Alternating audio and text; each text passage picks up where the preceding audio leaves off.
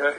So I'm John Malpede, and I work with the Los Angeles Poverty Department, which is a performance group, but we do all kinds of different art projects, and I'm based in Skid Row, Los Angeles. And I started the group like 28 years ago, so we've been around for a long time. We've done a lot of different things, but we've often, from the very beginning, combined, projects that include visual arts manifestations, performance, and things called public education, which would be conversations, panels, and sort of weird on-the-street activities. So, for example, like an early project we did was, I read a statistic which was that most homeless people hadn't been in touch with a family or loved one in over a year. So we put a phone booth out on the street. An artist who was living over in the Belmont Tunnel over on 2nd Street, which has now been built into apartments. But anyway, he was a homeless artist. Whose some of his work I had bought before.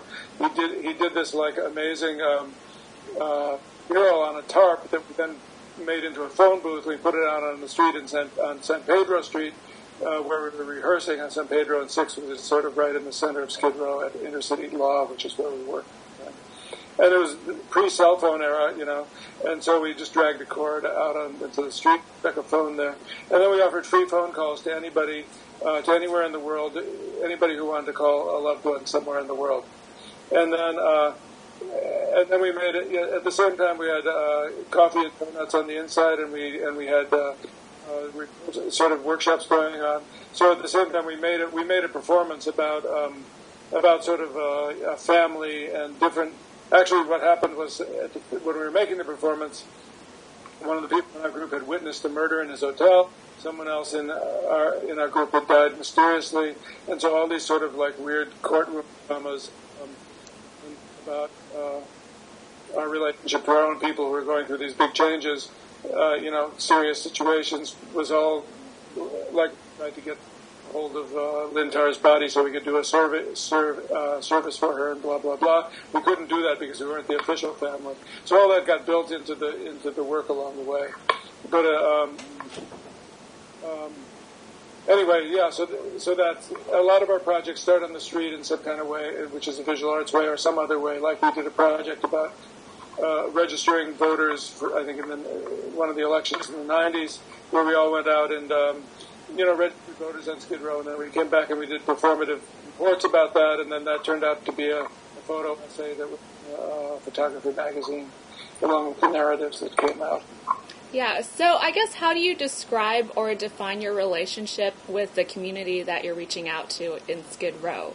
It seems like they generate a lot of the ideas for your projects, or, what is that relationship like? Yeah, I mean, we have, we're an ongoing group, so there are people who've been in the group for 5 minutes, but there are people who've been in the group for 10 years or more. And usually, a lot of times, one project comes out of the previous project, or out of conversations happening in the group, or what's going on Skid Row. So, for example, we did a project about after the Clinton welfare reforms, which was the inauguration of workfare in 1996. We put limitations on how long anyone with dependent children could stay on welfare. They could only get welfare benefits for 5 years, even though it takes about 16 to 20 years to grow a kid.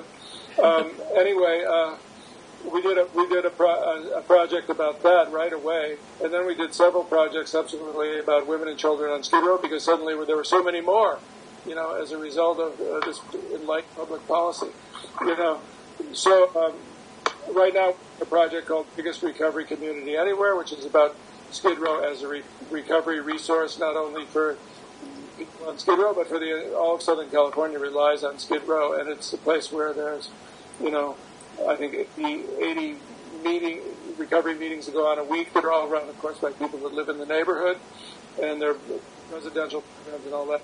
So that came out of another show. We're thinking about the future of downtown, and when we read an article in the paper that Delray Beach was a big recovery community because there are a lot of expensive recovery programs there. People get out of the graduate from the programs, they feel comfortable, so they stay there, and so the populace generally has a as a statistical recovery point of view because so many people have gotten clean and sober there. Well, that's exactly what's happened on Skid Row. Only it's probably bigger because all the programs are free. So, but it's, because Skid Row is in a very it's in the center of Los Angeles. Billions of dollars could be made if only these poor people could be gotten out of there. The fact that this is such a significant resource for all of Southern California has sort of been glossed over and really tarred and feathered with horror stories because so much money could be made if only this community could be displaced. Right. So do you consider yourself like a social practice artisan, or do you consider yourself more with the activist networks? Like where does LAPD fall in this emerging category of social practice? Well, our main thing is confusing the categories and always has been, And so the more we function in more than one realm, wear more than one hat, and have cred in more than one area. We have a lot of credibility as arts practitioners, and people that don't want to give us any credibility call us social workers.